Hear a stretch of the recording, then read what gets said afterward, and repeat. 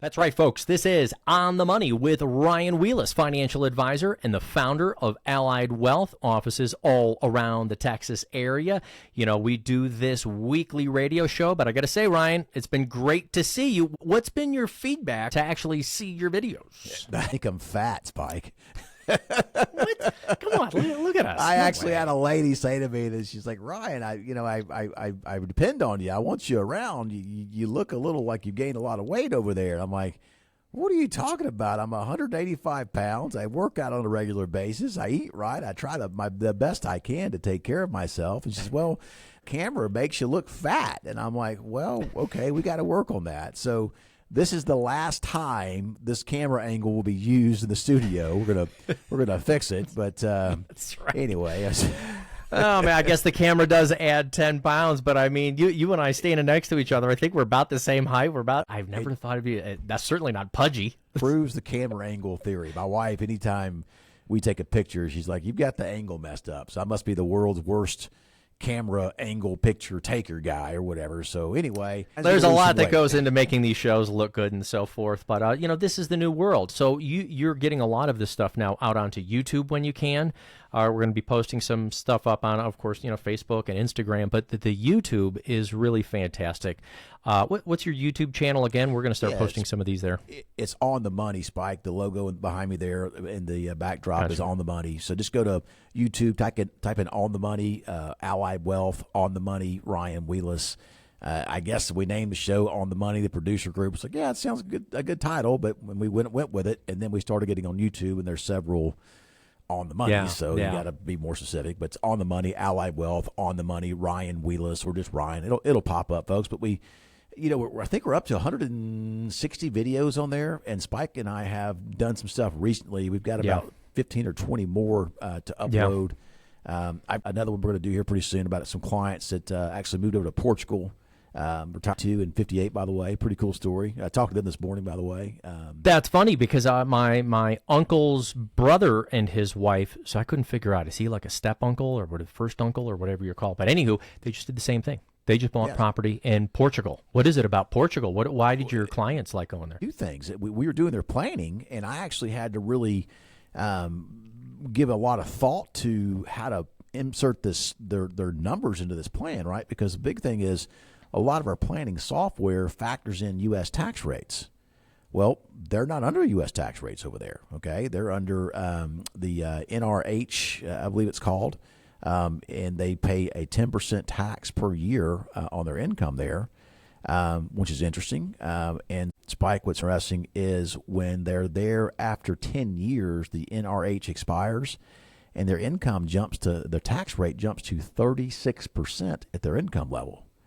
And I was like, well, holy cow, that's really high. But they don't pay for health care, right? So all these. So no Medicare costs none. No, I mean, they're 52, so they're not paying anything. They won't pay anything now. Nothing. And that was really interesting. And we're going through all these traps about, how do we model this and make it all work. And it was really cool to see the differences between the system in Portugal versus the U.S. And the reality is that, at their age, they've done well. It's at about $2 million. I think they could afford to retire at that age with that amount of money. I think they need more money to do it, but they can make it work over in Portugal. So kind of a cool scenario. Anyway, they'd be spending what, like $1,500 a month at least on their own health care from now until Medicare, then at least another 5 or 6. I mean, that would really draw down. For sure. So it's a trade-off, because for the first 10 years, they don't have the health care costs under the NRH. They don't have it after that 10-year period, but they do have to pay that higher tax rate. So, we're doing a wash. And then, we're planning 10 years down the road. The guy's like, hey, well, Ryan, maybe we don't stay in Portugal. Maybe we go to France. France doesn't have the income tax levels here on IRA account distributions. Maybe we go to Costa Rica. So it's just kind of cool that they're thinking ahead. They're flexible, but if you're going to live abroad, Spike, one of the things you do have to consider is you don't want to price yourself out of being able to return to the U.S. if you have to, and that can happen, right? Because I'm accustomed to this lifestyle that's much cheaper in Portugal than that same lifestyle would be here in the U.S., and you find yourself in a situation where you can't afford to come back. We did a show recently and we were talking about the real costs of living abroad and retiring abroad. Because we do all of this research, I see those articles once or twice a week now. So I'm glad we're talking about, we're going to improvise this one. We'll get to that other topic later on in the program. Are they going to keep their citizenship here in the United States, or they're going to completely rescind it? Because then they would have the tax rates of here in the U.S. as well. They're going to keep their citizenship in case they come back, and of course, their Social Security as well is important. Yeah, so they're going to have that taxation, the 10%, the possible jump up to 30%. Clearly, they're going to sell, I'm guessing, whatever property they have here, or are they considering renting it? Already done. Yeah, okay, and then pack it all up. They've been there for almost 8 months now. It's happening. It's real, and they love it. There's no chance we're coming back to the U.S. Is this a total pack up and leave? When you say they're not going to come back, how do you, though, manage the assets outside the country borders? Same way we do inside the country borders. Again, they're maintaining U.S. citizenship. They maintain an address here.